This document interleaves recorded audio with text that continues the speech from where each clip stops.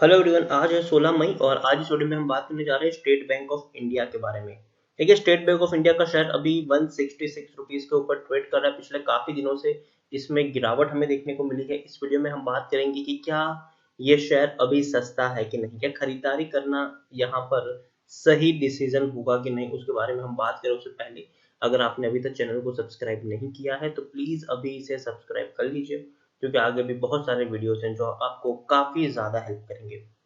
तो चलिए शुरू करते हैं। तो जैसे कि आप देख सकते हैं कि स्टेट बैंक ऑफ इंडिया का जो शेयर है 166 रुपीज के ऊपर ट्रेड कर रहा है। पिछले एक महीने की बात करें तो 8 साढ़े 8% से भी ज्यादा की गिरावट है। 190 रुपए के लेवल से टूटता हुआ नीचे आया है, फिर बाउंस बैक किया। आप देखिए, फिर ऐसी गिरावट आई कि 165 रुपए तक शेयर टूट गया, फिर थोड़ा सा बाउंस बैक किया, फिर वापस से गिरावट आई। पिछले एक साल की हम बात करें तो एक साल में 165 रुपए का लो बना है, जो अपने लो के आसपास ही ये शेयर अभी ट्रेड कर रहा है। 372 रुपए के लेवल से ये शेयर टूटता हुआ नीचे आया, फिर बाउंस बैक किया, लेकिन उसके बाद जब कोरोना की सिचुएशन आई तब शेयर टूट के बिखर गया। आप देखिए, शेयर अगर हम देखने जाए तो 27 फरवरी को 321 रुपए के ऊपर ये शेयर ट्रेड हुआ करता था। जो बड़ी गिरावट आई है वो उसी के बाद आई है और शेयर टूट कर बिखरना शुरू हुआ। उसका एक बड़ा रीजन ये है कि स्टेट बैंक ऑफ इंडिया ने कुछ ऐसे डिसीजंस भी लिए जिसकी वजह से ये गिरावट आई। सबसे पहला जो बुरा डिसीजन इनका था वो ये था कि भैया इन्होंने एक बहुत बड़ा इन्वेस्टमेंट किया यस बैंक में, जो बैंक काफी ज्यादा मुश्किल परिस्थितियों से काफी ज्यादा मुश्किल दौर से गुजर रहा था। उस बैंक में एक बहुत बड़ा निवेश किया और डेफिनेटली उनकी वजह से भी शेयर में एक बहुत बड़ी गिरावट आई। और उसके बाद कोरोना ने सारा काम खत्म कर दिया यहाँ पर, और शेयर अभी भी टूट रहा है। 165 रुपए का लो बना है, अब तक का सबसे बड़ा लो है ये।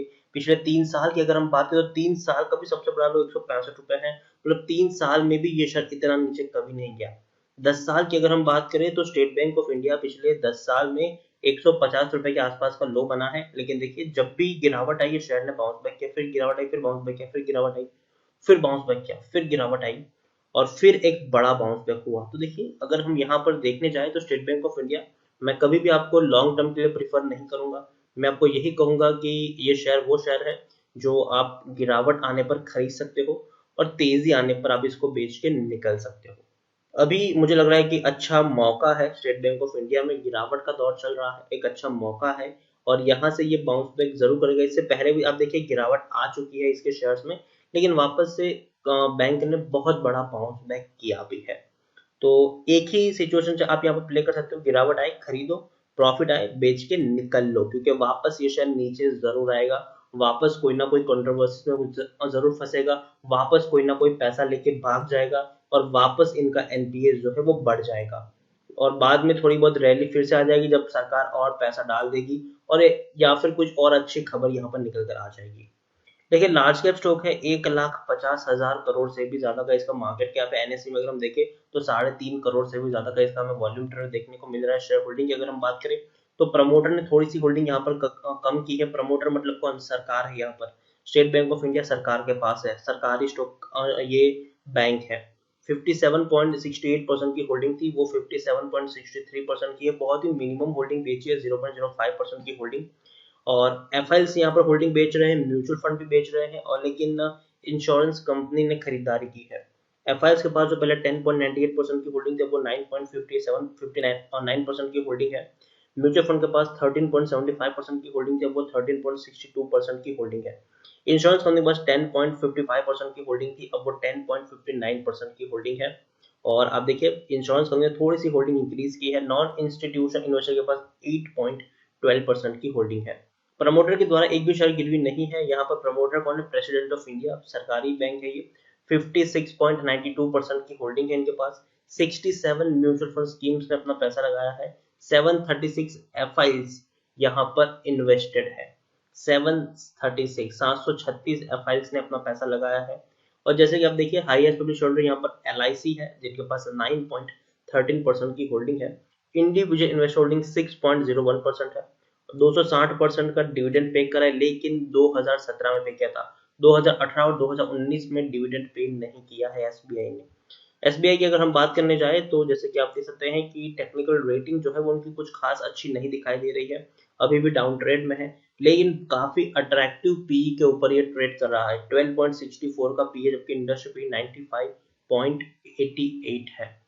बुक वैल्यू 219 है, जबकि प्राइस टू बुक वैल्यू 0.76 है। अब देखिए ईपीएस 13.16 के आसपास देखने को मिल रहा है और डिलीवरीज 27 के आसपास है यहाँ पर। According to Moneycontrol user 77% लोग खरीदने की सलाह दे रहे हैं, 18% लोग बेचने की सलाह दे रहे हैं और 5% लोग होल्ड करने की सलाह दे रहे हैं।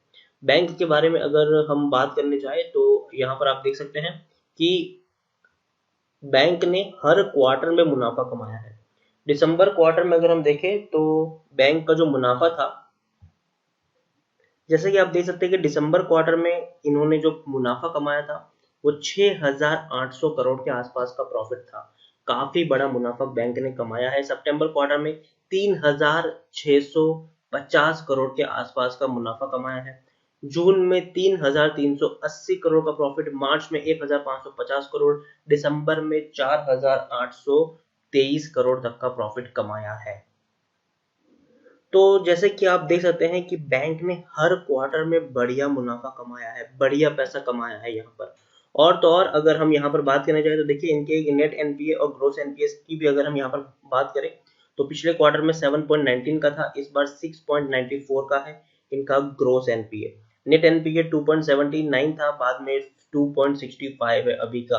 तो देखिए दिसंबर क्वार्टर के नतीजे अच्छे थे, लेकिन मार्च के नतीजे कैसे आएंगे उसका हमें वेट करना पड़ेगा। और अभी तक कोई डेट सामने नहीं आई है, जैसे ही कोई डेट सामने आएगी डेफिनेटली हम आपको इन्फॉर्म जरूर कर देंगे। तो हालांकि सबसे बड़ा सवाल है कि आखिर क्या करना चाहिए, खरीदारी करने का क्या सही मौका है कि नहीं स्टेट बैंक ऑफ इंडिया में। तो मैं यही कहूंगा कि देखिए मुझे अभी भी लग रहा है कि बैंक अच्छा है, क्योंकि देखिए स्टेट बैंक ऑफ इंडिया एक ऐसा बैंक है जो कभी डूब नहीं सकता। ये बैंक कभी नहीं डूबेगा। सरकार एक बैंक को तो कंटिन्यू करेगी करेगी और वो बैंक होगा स्टेट बैंक ऑफ इंडिया। बाकी सरकारी बैंक डूब सकते हैं लेकिन स्टेट बैंक ऑफ इंडिया कभी नहीं डूब सकता, ऐसा मेरा मानना है। तो मैं यही कहूंगा कि एक ट्रस्टेड बैंक ये जरूर है। 165 रुपए के आसपास ट्रेड कर रहा है, अपने 3 साल का बहुत 3 साल के सबसे लोअर प्राइस पर है। और अगर आप पिछले 10 साल का चार्ट भी देखोगे तो आपने हमेशा यहाँ पर देखा होगा कि एक बड़ी गिरावट जरूर इसमें आई है। लेकिन जब जब बड़ी गिरावट आई है तब तब शेयर ने बड़ा बाउंस बैक भी किया है और बाउंस बैक करने के बाद वापस से बड़ी गिरावट की तरफ गया भी है ये शेयर। तो मैं आपको यही कहूंगा कि ये वो शेयर नहीं है जिसको आप 5 साल के लिए 10 साल के लिए खरीद कर भूल जाओ। ये वो शेयर है जिसको आपको गिरावट में खरीदना है, प्रॉफिट आने पर आपको इसको बेच देना है। तो यहाँ पर जरूर शेयर एक बहुत ही निचले लेवल के ऊपर ट्रेड कर रहा है। अपने जितने प्रीवियस पिछली बार जब भी ये शेयर गिरावट आई थी तो 150 रुपए 160 रुपए के आसपास के आने के बाद इसने बाउंस बैक किया था और अभी ये उसी प्राइस के आसपास भी ट्रेड कर रहा है। तो मुझे लगता है कि जरूर शेयर यहाँ से बाउंस बैक करने का दमखम रखता है। हालांकि थोड़ा और नीचे भी जा सकता है, लेकिन लॉन्ग टर्म में ये बाउंस बैक कर लेगा और बढ़िया प्राइस के ऊपर आपको ट्रेड होता हुआ देखने को मिल भी सकता है। तो अगर आपने स्टेट बैंक ऑफ इंडिया के शेयर में खरीदारी की है और अगर आप लॉस में हो तो पैनिक करने की जरूरत नहीं, आप बने रहे यहाँ पर और जरूर ये शेयर बाउंस बैक कर लेगा। और अगर आपने खरीदारी नहीं की, आप फ्रेश बाइंग करना चाहते हो तो जरूर आप अभी भी इसमें फ्रेश बाइंग कर सकते हो। लेकिन शर्त सिर्फ एक है कि भैया आप में थोड़ा पेशेंस होना चाहिए। और दूसरी बात कि आप एक साथ सारे के सारे शेयर्स खरीदने की यहाँ पर गलती बिल्कुल भी ना करें। बिल्कुल भी एक साथ सारे के सारे शेयर्स खरीदने की गलती ना करें। जैसे कि मानिए कि आपको 100 शेयर खरीदने हैं और आप 165 रुपए के ऊपर अगर आप 100 शेयर खरीद लेते हैं तो आप हो सकता है कि शेयर यहाँ से थोड़ा नीचे भी चला जाए, 160 पे चला जाए, फिर बाद में आपको अफसोस होगा कि यार शायद थोड़ा और वेट कर लेते तो अच्छा होता। या फिर हो सकता है 150 तक भी चला जाए, तब आपको यही फील हो। और तो इस तरीके से वो चीज आप ना करें तो बेहतर होगा। और दूसरी चीज ये भी है कि मान लीजिए कि आप सोच रहे हो कि भैया 150 रुपए पर आएगा तब मैं 100 शेयर खरीदूंगा, ठीक है, तब आप ये सोचते हो, तब मानो कि शेयर 150 तक जाए ही ना और 165 से ही बाउंस बैक कर जाए तो फिर आप वो अपॉर्चुनिटी को मिस कर दोगे। तो सबसे अच्छा तरीका यही है कि आप छोटी छोटी होल्डिंग खरीदते जाओ। जैसे कि अगर मान लीजिए कि आपको 100 शेयर खरीदने हैं तो पहले 20 शेयर आप 165 रुपए के लेवल पर खरीदो, फिर आप वेट करें, अगर शेयर थोड़ा और नीचे जाता है तो और 20-25 शेयर खरीद लीजिए, फिर वेट करें, अगर थोड़ा और नीचे जाता है तब थोड़े और कुछ ज्यादा क्वांटिटी में आप शेयर खरीद लें। तो यही एक अच्छा और सही तरीका है अभी के दौर में इन्वेस्टमेंट करने का। क्योंकि देखिए कोरोना के जो केसेस है वो बहुत तेजी से इंडिया में भी बढ़ रहे हैं और ये कब तक बढ़ेगा ये कहना मुश्किल है, कब तक इसकी वैक्सीन आएगी ये कहना मुश्किल है, कब तक सिचुएशन नॉर्मल होगी ये भी कहना मुश्किल है। तो मैं यही कहूंगा इसके लिए कि एसआईपी मोड में खरीदारी करें, छोटी छोटी क्वांटिटी खरीदते जाइए और अपने पोर्टफोलियो को बड़ा करते जाइए। यहाँ पर एक साथ सारे के सारे शेयर्स खरीदेंगे तो या तो आप अपॉर्चुनिटी को मिस कर देंगे या तो फिर आप एक बड़े लॉस में चले भी जाएंगे।